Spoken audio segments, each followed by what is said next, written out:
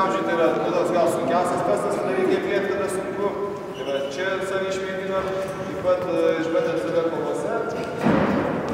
Ir suvedus visų varžybų rezultatas, išaiškėjo, žodžiu, ir čempionai, ir kas antrą užėmė, kas trečią, ir kas devintą, ir kas šimtą. Tai iš eilės aš dabar tada tuo mažiausiai, kas užėmė mažiausias vienas, tai jų pradedu ir paskui aukštėjančią tvarką pasakysiu, kas ką laimėjo. 10 vietą užėmė Naglis Statkevičius.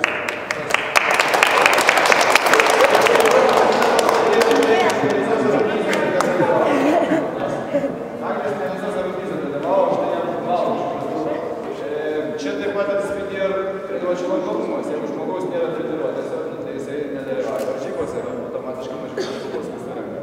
Ir labai svarbu kaip sporte pastovumą. Sportas, kuriam trūkstamas. Gerai, antra vieta, 9 vieta, Jonas Adanskas. 8 vieta, Laura Bajerskytė.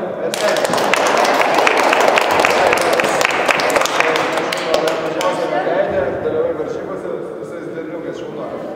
Toliau, 7 vietą užėmė Vytautas Bačkys.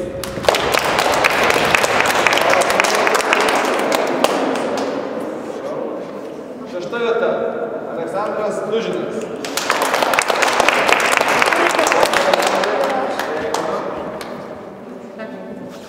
Toliau, 5 vieta, Matas Dombrauskas.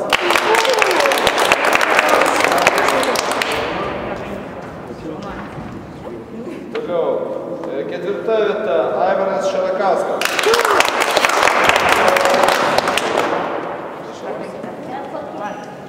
Toliau, 3 vieta, David Jermačenko.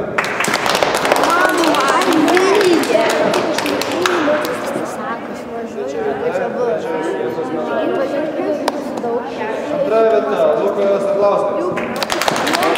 Maksimas pirmą vietą su taure. Gerai. Ir pirmą vietą užėmė Maksimas Miriuk. Daugiausiai pelnęs taškų. Maksimas Balba! Aš tau irgi žiauriai pavydžiu.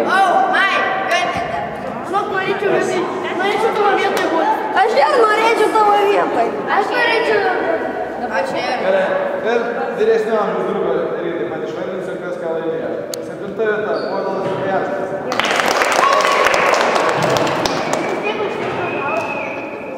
6 vieta, Kotryna Najulytė.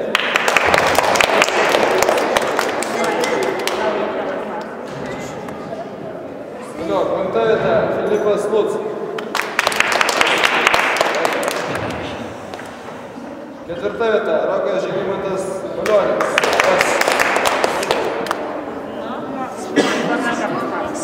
3 vieta, Austėja Gubaitė.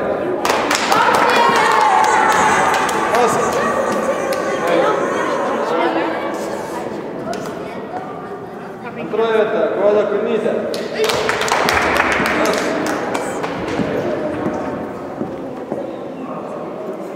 1 vietą užėmė Noris Žilinskas. Visus rezultatus galėsit pasižiūrėti, aš iškabinsiu, kad...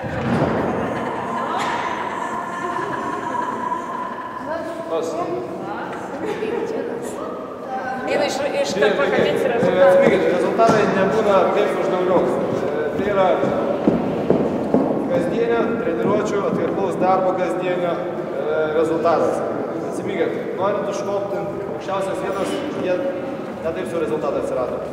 Maksimas kasdien treniruojas, namuose, kojus, ką daro. Namuose irgi smūgiuoja ir maišą ir treniruojas, irgi prieš tai sportavo kažką tai.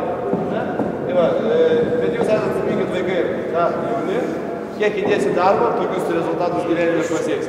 Sportas yra labai gražus dalykas, kadangi labai gražiai atspindi jūsų dieną darbą ir jūsų rezultatus. Aišku? Tai va, tai ką dabar?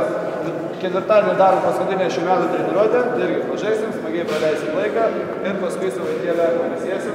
Tai ką, visiems tada gero vakaro ir ketvirtadienį.